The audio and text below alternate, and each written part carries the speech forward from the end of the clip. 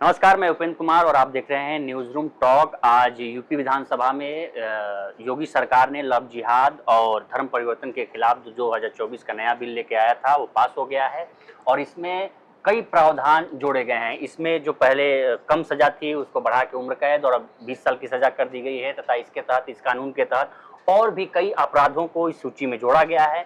किन किन अपराधों को इस सूची में जोड़ा गया है और किन किन अपराधों के लिए सजा का प्रावधान बढ़ाया गया है, हम अपने साथी गौरव से जानेंगे जो अभी इस पे कवर कर रहे थे। तो गौरव, जो लव जिहाद का जो नया धर्म परिवर्तन लव जिहाद को लेके योगी सरकार ने जो लेके आए हैं, बताया जा रहा है कि वो अधिकतम उम्र कैद की सजा हो सकती है धर्म परिवर्तन लव जिहाद को लेके। दूसरा था कि जो पिछली बार 1 से 5 साल अधिकतम सजा थी उसको बढ़ा के उम्र कैद कर दिया गया है। अब इसमें एक और है कि नए प्रावधान भी जोड़े गए, नए अपराधों की नई एक लिस्ट भी जोड़ी गई है। क्या क्या है पूरा इसमें? अगर हम कुछ पॉइंट्स में बात करें, ये जो 2020 में कानून लेकर आई थी अध्यादेश के जरिए, फिर उसके बाद में कानून बनाया गया था विधानसभा से। उसके बाद कई सारे राज्यों ने इसको फॉलो किया था। बोलचाल में हम भले से लव जिहाद कानून करते हैं, लेकिन ये धर्म संपरिवर्तन विधि विरुद्ध जो कानून है विधेयक, ये उसका संशोधन है। इसमें कुछ बदलाव किए गए हैं बाकी कानून में। ये जो बदलाव किए गए हैं मोटा मोटी वो हम आपको बता देते हैं। जो सबसे बड़ा बदलाव है वो ये है कि नए कानून में दोषी पाए जाने पर 20 साल की कैद या आजीवन कारावास का प्रावधान, पहले 10 साल तक का जो था उसको बढ़ाकर 1 से 10 साल, 20 साल से आजीवन कारावास कर दिया गया, उम्र कैद कर दिया गया है।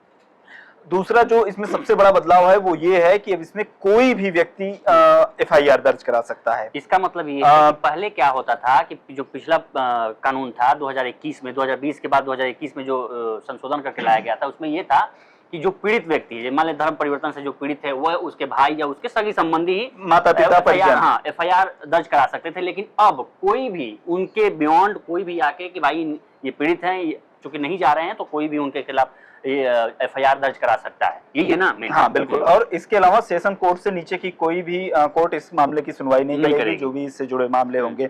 और इसके अलावा जो इसके जब जमानत, जो भी आरोपी होगा उसकी जमानत बिल एप्लीकेशन जब भी आएगी, तो जब तक जो सरकारी वकील है, शासन का वकील है, जब तक वो पक्ष नहीं रखेगा तब तक जो है बिना उसको सुने जो है जमानत नहीं दिया जा सकता। इस तरह के मामले हम देखते हैं जब जो ईडी सुनवाई करती है, जैसे उसमें बेल नहीं मिलता है पीएमएलए में, जो आर्टिकल उसमें जो पीएमएलए का जो 45 है उसमें वो कहा गया है कि जब तक, उसमें 2 शर्तें कही गई कि जब तक जो है सरकारी वकील जमानत का विरोध नहीं करता या जमानत पर उपस्थित नहीं होता है तब तक उसको नहीं दिया जा सकता। उसमें दूसरा ये भी है कि जब तक कोर्ट न संतुष्ट हो जाए। हालांकि इसमें ऐसा प्रावधान नहीं है, इसमें केवल ये प्रावधान है कि जब तक जो सरकारी वकील है वो अपेयर नहीं होगा, वो पक्ष नहीं रख लेगा, तो उसको जो है और जमानत नहीं दिया जा सकता। इसमें एक बड़ा इंपॉर्टेंट पॉइंट है, और इसमें एक जरूरी बात ये भी कि इसमें सभी जो अपराध हैं इसके तहत उनको सभी को गैर जमानती बनाया गया है। हाँ, यानी कि आपको जमानत नहीं मिलेगी। अगर आपको जमानत के लिए अगर आप अपील भी करते हैं सत्र न्यायालय में,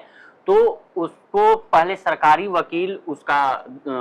वकील आएगा और सरकारी वकील अपना पक्ष रखेगा। उसके बाद न्यायाधीश होगा, उसके विवेक के अनुसार होगा कि क्या वो जमानत देता है या नहीं देता है। लेकिन इसमें एक सबसे इंपॉर्टेंट पॉइंट है, 2021 में जो नया संशोधन करके लेके आया गया था, उसमें ये कहा गया था कि सिर्फ धर्म परिवर्तन, सिर्फ शादी के लिए अगर आप धर्म परिवर्तन कर रहे हैं, आपका धर्म परिवर्तन का मोटिव क्या है, तो उसमें ये था कि 1 से 5 साल की सजा थी। लेकिन इसमें अब ये है कि ये तो हो ही नहीं सकता। आप धर्म परिवर्तन, पहले कानून में था कि आपको पहले 2 महीने पहले मजिस्ट्रेट से ये आदेश लेना होगा कि आप धर्म परिवर्तन शादी के लिए कर रहे हैं। लेकिन इसमें तो अब वो भी खत्म कर दिया गया कि अब आप 2 महीने पहले नहीं ले सकते, या आप अगर सिर्फ मोटिव धर्म परिवर्तन शादी का है तो आप नहीं कर सकते। इसके अलावा विदेशी या गैर कानूनी संस्थाओं से अगर आप फंडिंग लेते हैं और उसके बाद जो है ये धर्म परिवर्तन कराने के लिए जो अपराध उसमें तय किया गया, फंडिंग वाला मामला 14 साल या उसे 10 लाख रुपए तक का जुर्माना का प्रावधान इसमें किया गया है।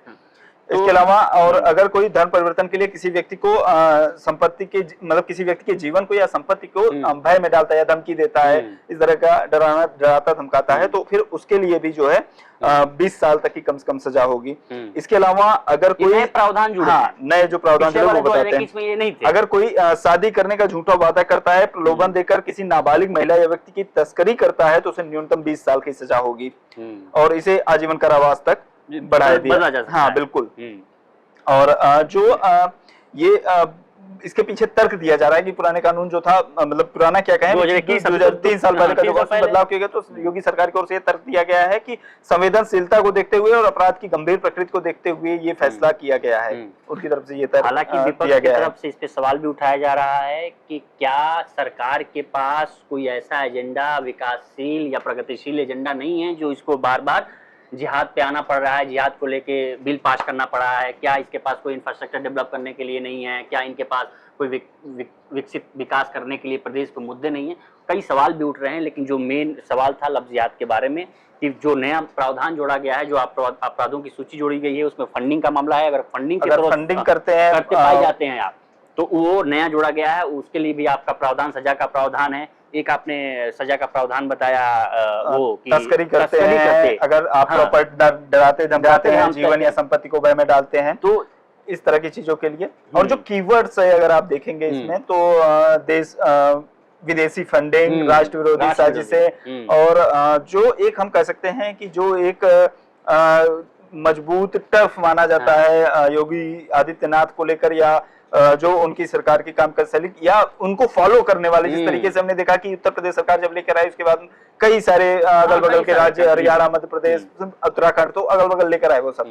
तो इसमें वो कीवर्ड्स जो है उनकी तरफ वापस लौटते हुए योगी आदित्यनाथ दिखाई दे रहे हैं। वे हम कुछ दिन पहले भी जो नेम प्लेट को लेकर जो पूरी बहस थी वो लगातार चल ही रही थी। तो उत्तर प्रदेश की राजनीति में चूंकि लोकसभा चुनाव 2024 के बाद चीजें बदल गई हैं, तो फिर से एक बार योगी आदित्यनाथ करने की उसी तरफ अपने जो जो उनका अपना व्यक्तित्व, जिस छवि के लिए वो जाने जाते हैं, उनका हिंदुत्व उसी तरफ वापस लौटने की ओर वो ये था लफ्ज़ जो नया कानून 2024 पास किया गया है, बिल लेके आया गया था योगी सरकार द्वारा, वो पास कर दिया गया और उसमें नए प्रावधान क्या जुड़े हमने आपको बताया। और बाकी ऐसी खबरों के लिए, तमाम खबरों के लिए बने रहिए लोकमत हिंदी के साथ।